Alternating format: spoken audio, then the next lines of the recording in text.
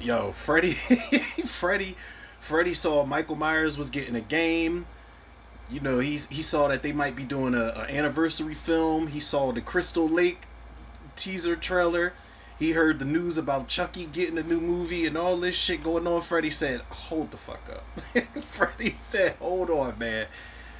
I ain't done with y'all by damn sight."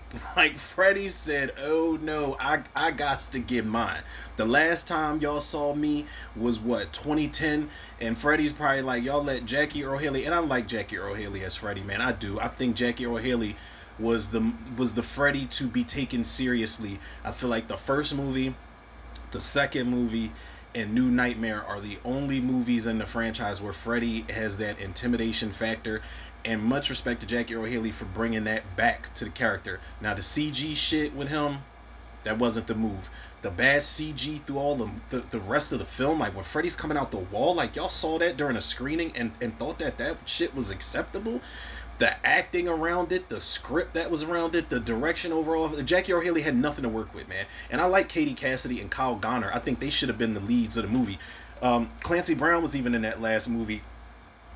They didn't do anything with him either. Um, so that was the last time we had Freddy Krueger on screen, man. The character. And I know there's some people out there that like that movie. I don't even understand it. You know, normally I'd be like, yeah, you know, to each their own. No, I don't get it. That movie's a piece of shit. But that was the last time we saw Freddy live action on screen, man. And I'm not okay with that. But the fact that we are finally getting, and it involves the Wes Craven estate, so you know it's official. They were holding on to this baby for so long, and they said, unless the right people are involved, unless the right pitch is at our doorstep, we're not giving y'all nothing that has anything to do with this Nightmare on Elm Street property. We're going to honor Wes Craven's legacy, and out of respect for him, we're just not going to do it unless it's right. But I'm on Geek Tyrant right now, and they said Paramount has struck a deal with the estate of legendary filmmaker Wes Craven to develop a brand new film set in the world of the original horror classic, giving one of cinema's most iconic slashers another shot at terrifying audiences. They go to say that it's untitled and they don't really have a plot synopsis for it yet, but it's going to be based on the original script. So I'm going to assume that this is going to be a reboot. Again, I'm cool with that. You know, I feel like realistically, the shit that I want, I don't know, it's kind of harder to pull off. If you just do a reboot and just go back to the drawing board, scrap everything, and just tell that original story over in a different way, it is a lot easier than getting, you know, fucking Ken Sagos and Rodney Eastman and Patricia Arquette back in a Dream Warrior. I would love to see a Dream Warrior sequel, man, but then how would you do that? Would it be like the Dream Warriors kids, their grandkids? I don't know. I would love to see a sequel with Alice and Yvonne, Kelly Jo Minter's character, and Lisa Wilcox and Kelly Jo Minter come back, you know, and you center it around baby Jacob. I don't know. I would love to see a sequel. You could do a sequel to Freddy's Dead. I know a lot of people hate that movie. I love it, but Lisa Zane, you know, we're not gonna act like she's not one of the final girls of the Nightmare on Elm Street series, man. You could do a sequel to any of the movies in the franchise, but I just think that they're going to go with a safe bet and just reboot the whole thing, tell the story of Freddy Krueger. I don't know how much of it's going to be a prequel. You know what I'm saying? Like, I don't know, but I think the important thing through all of this is the fact that we are getting Freddy Krueger back, man. It's been too long, yo. Like, I think Freddy is a, and I say this all the time, man, whether it's a video, whether it's a post, whether it's a podcast episode, I'm like, Nightmare on Elm Street, man, like, do y'all not understand? Y'all got carte blanche to do what the fuck y'all want to do. It's a dream realm. You can't, like, the possibilities are literally endless, man. Like, I know a lot of people think it's stupid that Kincaid's dog and the Dream Master piss fire and that resurrected Freddy. I guarantee you we've had weirder dreams, yo, than a dog pissing fire. I guarantee y'all at least once in our lives we've seen some weirder shit in our dreams, man. You can do whatever you want, man. This is, I feel like it's a playground for writers, for producers, for directors, for everybody involved to just have fun, man. Look at what Wes Craven did on a small budget with the first movie. Look at what, and I know it was kind of scaled down. It wasn't as imaginative as what Wes Craven did, but Jack Shoulder pulled off some cool shit, especially with the body horror stuff in Nightmare on Elm Street 2.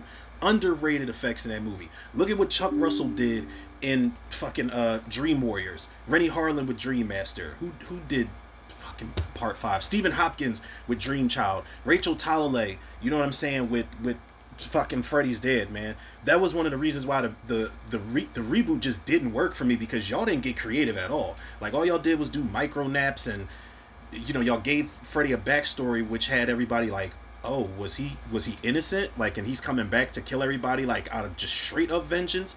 They played around with that. All right, that's cool. But as far as like Freddy and the dreams, y'all didn't do anything creative, and it was dry as fuck. Like, it was just so.